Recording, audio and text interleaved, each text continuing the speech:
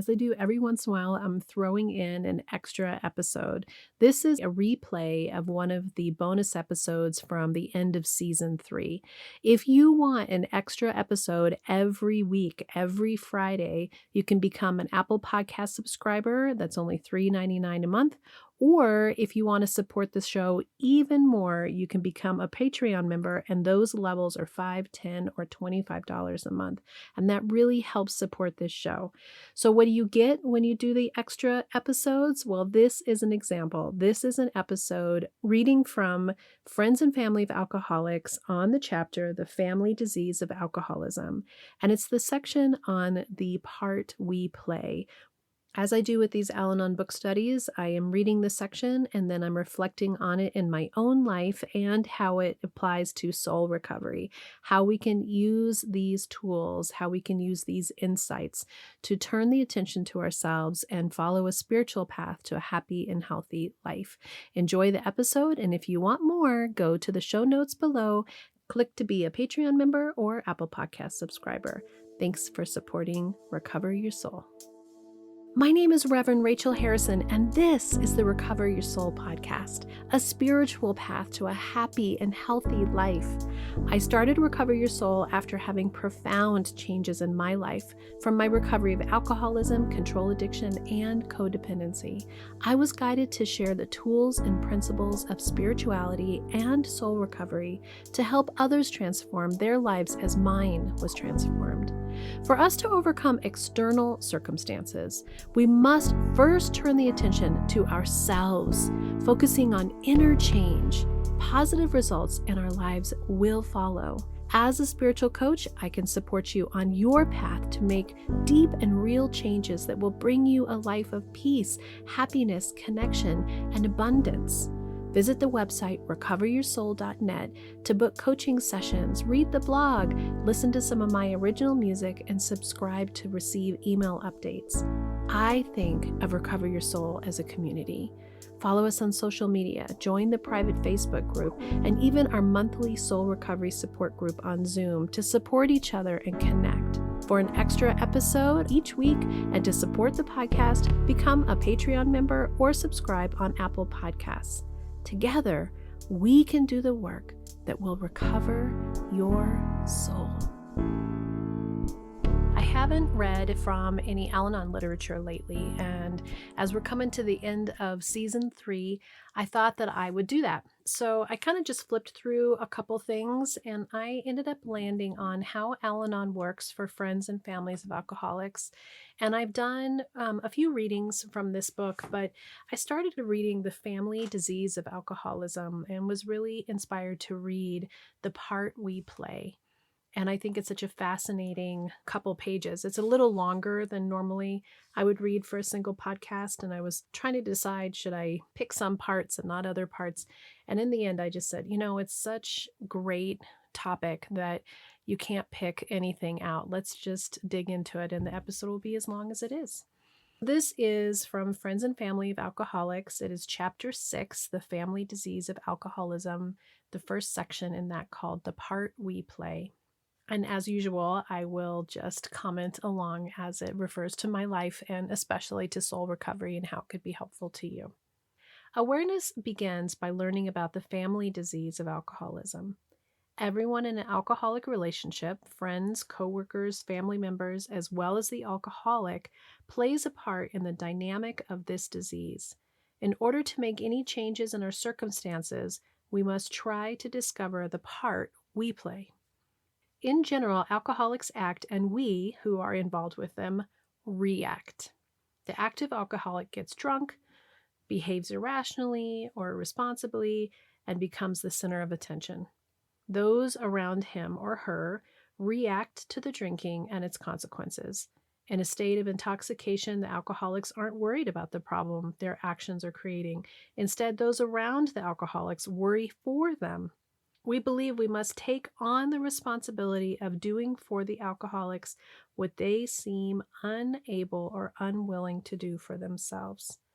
I think this is so interesting because I think about how quickly in my own life I started to, especially for, I'm going to say my son Alex, because Rich and I were drinkers of our own way of being. It was really my codependency and my trying to do for really jumped in when I was trying to help my son. And it is interesting when people are using, they don't have any care in the world, really. They're like completely taken over by the addiction. And we're watching and afraid of the consequences that are going to happen in their lives. We're worried about it. We're responding.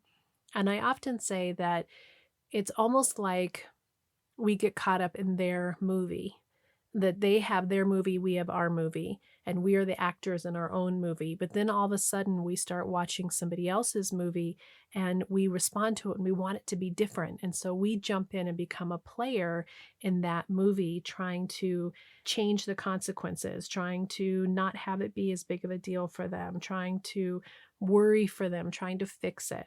So I think it's such a great start to this, to really understand that they're acting and we are reacting. And that's the beginning of making a change. It goes on to say, in the beginning, many of us are genuinely concerned and merely want to help a relative or a friend who's obviously not well. But as time passes and the situation worsens, we cease to recognize that we all have a choice in the matter. I'm going to read that again.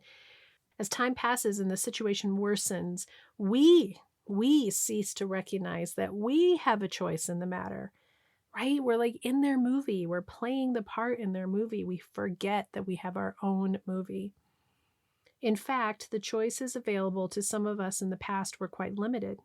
Those who grew up around alcoholism or dealt with abuse may have felt forced to take certain actions on the alcoholic's behalf for the sake of their own safety. Eventually, even when no real danger exists, most of us have come to believe that our help is imperative, whether we want to offer it or not. The alcoholic becomes more and more dependent, right? We set up this situation where we do for them, and then they cannot do for themselves because they have become dependent on us. After a while, we can't imagine allowing the alcoholic to sleep through another day of work without calling in sick or allowing another bounce check to be ignored. It becomes more desirable to stay home than to risk another public humiliation. And many of us can't stand the tension of waiting for the consequences of the drinking to manifest. We feel compelled to intervene. Oh my gosh, again, just sort of thinking of Alex about how my trying to help him and save him in the end made it so that he was less and less able to do for himself. And he's always been really nervous and had a lot of anxiety when it comes to making phone calls or appointments, or there was even when he was younger time that he couldn't order his own food at a restaurant. He had this level of anxiety. And it's interesting that I watch now how I played into that as a parent, trying to relieve his anxiety. And then when he found drugs and alcohol as a way to relieve his anxiety and he started to get out of control around it, I can see that I had started even before he was using to set up a situation where he didn't trust himself to do for himself. And it was really hard to just allow the consequences to happen. And there were some consequences that we, as parents, as adults of a young person who can't make some of those decisions for themselves when they were younger, definitely intervened. But now as an adult, and he's an adult, and Rich is an adult, and so those are my qualifiers, I am much better at waiting and being in the tension, allowing myself to notice the tension that I feel and the fear that I feel for what the consequences may be, and trusting and knowing that that is not my responsibility to fix it for them, that I have to let them have those experiences, and that I can be with myself. I can hold myself accountable to take care of myself so that they can have their own experience. So I'm not as compelled to intervene as I used to. It goes on to say, alcoholics act and we react. No one can tell a drinker anything. He or she calls all the shots. Oh my goodness, isn't that so true? I know when I was an active drinker, there were definitely times as well where I can recognize my self-serving, selfish, self-righteous attitude that came from when I was drinking. And so being on both sides of the coin, both an alcoholic and also an Al-Anon, it's interesting to read these. Alcohol fosters an exaggerated sense of confidence and well-being, prompting the drinker to act like little God with all the answers. At the time, the drinker becomes increasingly irrational. In response, we argue, trying to get him or her to see things more realistically. It becomes essential that we prove we are right. This is huge. This is huge because when you fight back, when you demand that you're trying to let them see what is true and real, when you are not in your right mind as a drinker like I was, there is absolutely nothing that somebody could do or say that would change how I thought. I was so self-righteous and selfish in my thinking. So we have to be cautious of what is our motivation? What are we going to get out of it? What do we think is going to come from this? How do we think this is going to help? Is this beneficial for the situation? Are we just arguing and proving ourselves in that situation? Or can we stop, quit battling, change the dynamic, do an interrupt of this pattern, and make a different choice? It becomes important for us to realize that we have a choice. We have a choice in the part we play. And so you can watch somebody who is not doing well. They are drinking, they're actively drunk. Maybe they aren't actively drunk, but they are clearly intoxicated. And we don't have to shame them. We don't have to argue with them. We don't have to prove that we're right and they're wrong. We can remove ourselves from the situation. We can take care of ourselves. We can know that there's no point in arguing. And if we need to have safety, we leave that situation entirely. We leave the house entirely. We leave the location entirely. What is it that is the best for you and your mental health, and not trying to change them or make them see things differently? That's the key in that situation. As time passes, we continue to justify our own positions, yet in the face of the alcoholic's vehemence, we begin to doubt ourselves and our perceptions, right? Because you're trying to talk to somebody who isn't rationally thinking. There's no point in trying to talk to somebody who isn't rationally thinking. If the alcoholic has told us that the drinking is our fault because we're so noisy or so disobedient, we become compulsively quiet or strive to be perfect in obedience night and day, regardless of the cost to ourselves. Why are we jumping in and being in their crazy movie and trying to please somebody who isn't rationally thinking, who is in the grips of the demon, of the addiction, and of the disease? Their mind is not right. And it is much easier when you are in a situation where you are sick to deflect what's going on by blaming the people around you than it is to admit your own stuff. So often people who are using will blame it on the people around us, and we're the ones who want to help. So we take it as if it's truth, that if we could just be quieter, if we could just do this better, if we could just love them more, if we could just be perfect, that maybe they would change. They have a disease and they are completely in the grips of their addiction. And it is powerful and it is horrendous and it isn't kind to anybody, and it is not about you. It is about them. And it's so painful to watch. In time, the more confident the alcoholic seems, the more insecure we become. We begin to agree even we know what's being said is wrong. We do whatever is demanded to avoid a conflict, knowing that we never seem to win any argument or convince the alcoholic that we are right. We lose the ability to say no.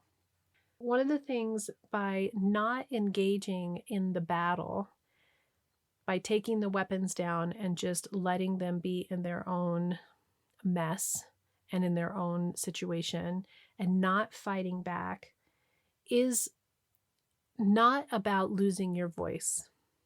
To me, it's really important that you continue to maintain a voice, and having strength of spirituality and strength of character and strength of who you are doesn't always mean that you have to be telling somebody what you think and feel. But you know what you think and feel inside, and you take responsibility for yourself and your feelings and your actions and your responses instead of reacting. That instead of allowing your self-esteem to be depleted, you are doing your soul recovery work so that you have clarity of mind to know when you participate in conversation and when you don't. It isn't about playing small, it's about being smart. And in situations where you know that you need to talk about something, that you choose the morning when they're not drinking, or you choose situations where you know that they're present, and then you begin to have clarity of what your part is for you and how you can talk to them about what you need without it being an attack or a victim statement. And then if they come back to you with all the stuff that they may come back to you with, you have a strength of character within yourself to know that that is the addict talking and not the human being that's lost inside. I want to help you not have the insecurity. And again, if you have somebody in your life who is an addict, and I'm thinking friends, kids, family members, not necessarily a spouse, that you can make choices of what your interactions are with those people and really let go, especially with adult children, of what is yours to be responsible for, to allow them to have the situation that they're in so that it gets hard enough for them that they will want to do something about it. And unfortunately, so many alcoholics and so many addicts don't see it. They don't want to do anything about it. They don't want to look at it.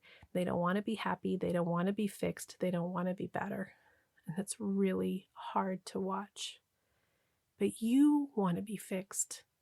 You want to be healthy. You want to be better. And that's the only control that you have, is to give it to yourself.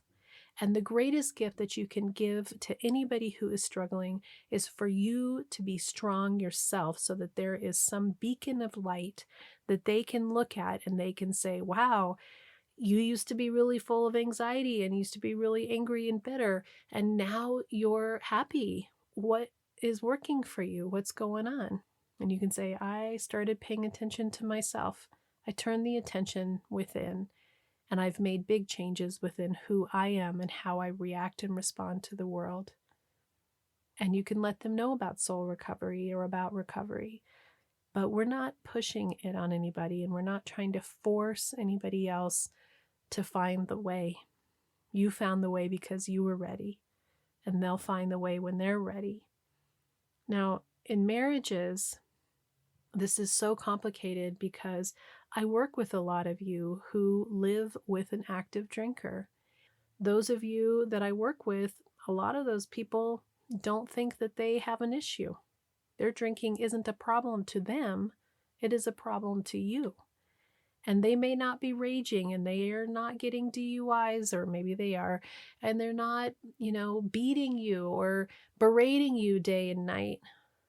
But we are in this situation where we are in the movie of somebody else's addiction. And this is the most complex place to be, because we need to hold our own regardless of whether you decide to stay or to not stay. You need to have the strength and the character of who you are doing your soul recovery work to not battle, to allow them to have their own consequences, to not be angry all the time. And it's a lot of work to get there if you're going to choose to stay with somebody who is actively drinking, whether it's completely off the rails or just more than what feels comfortable to you. And then have the clarity in your own self at whatever time to decide, is this working for me? And the most important thing is for you to be turning the attention to yourself and what you want out of your life and not trying to change somebody else, not trying to become somebody that somebody else will love enough that they're willing to do something that they weren't willing to do right now, like quit drinking and do recovery. It goes on to say the same pattern holds true when alcoholics in our lives make promises they can't keep.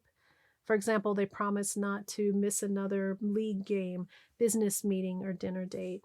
They swear that the next time they won't drink or stay out at night or get violent. They promise to exercise their willpower. They switch to beer, thinking the beer will have less power than hard alcohol. They throw out all the liquor in the house only to be driven by the disease and compelled to find some form of alcohol and settle for mouthwash or cough syrup. And again, we react. Forgetting about hundreds of broken promises from the past, we believe the alcoholics can indeed control their drinking. We decide that everything is going to be different now. It's going to be better.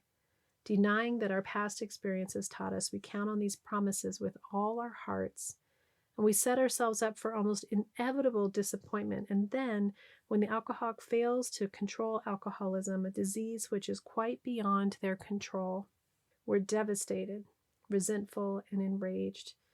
We see ourselves as helpless victims and fail to recognize that we have volunteered for that role by choosing to believe wholeheartedly in what we knew from experience would probably not happen. This is a really heartbreaking paragraph because being the addict and being in alcoholism and being in the throes of a disease is really, really terrible.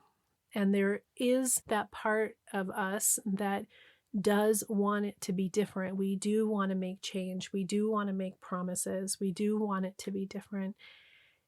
And yet, if there is not a truth inside of your depth of being that you want it to be different, and you're willing to go to whatever measures, whatever extremes to be better, to be healthy, to do recovery, then in general, it's just an addiction laying in wait.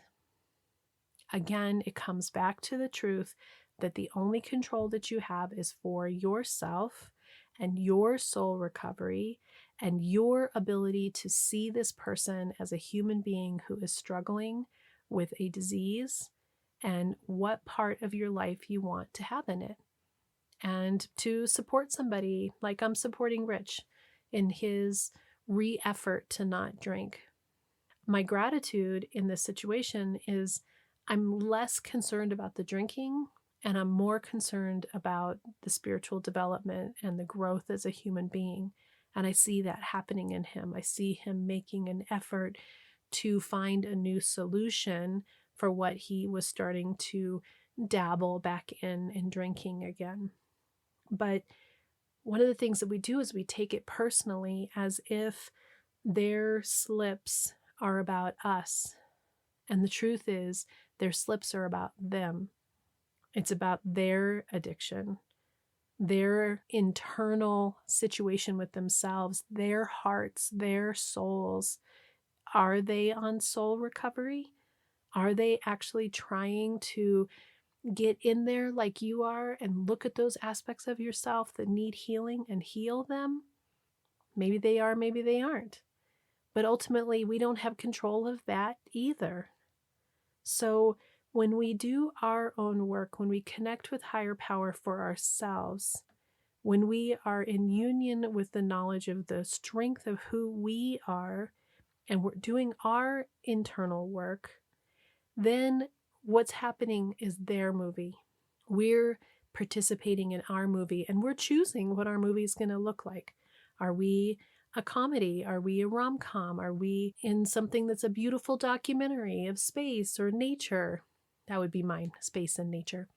Or are we continuing to step out of the only place that we have choices, which is for ourselves, and choosing to try to make somebody else be something different? Or can we accept them for exactly who they are and support them in healthy ways, which means letting them have their own consequences, not battling, making sure you're taking care of yourself first, your needs first, not being in reaction to their outbursts, but being in response from a healthy place. These are the controlling places that we have about ourselves. The reading goes on to talk about those of us who had alcoholism in our lives when we were younger, but don't have it in our lives now. And yet it helps set up patterns for us that we continue to play out in our lives if we haven't done soul recovery work, if we haven't really looked at that stuff on the inside.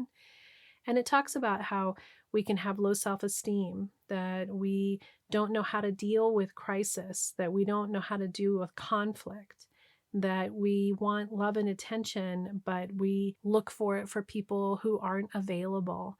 There's all these patterns that happen about how we sabotage ourselves. And we can perpetuate a variety of compulsive behaviors without even knowing that we're doing it because we haven't looked deeply at these old patterns that came from being raised or having a major interaction with addictive behavior or neglect at young ages. And so, without reading on to the end, what I want you to come away from this is that we can have inner peace regardless of the circumstances around us. Life is complicated. Relationships are complicated. Being human isn't easy. But there is a levity and an ease and a tenderness that can come regardless of what's happening around us, regardless of who's using or where we came from, when we personally make the choice to do this soul recovery work that is a spiritual path to a happy and healthy life.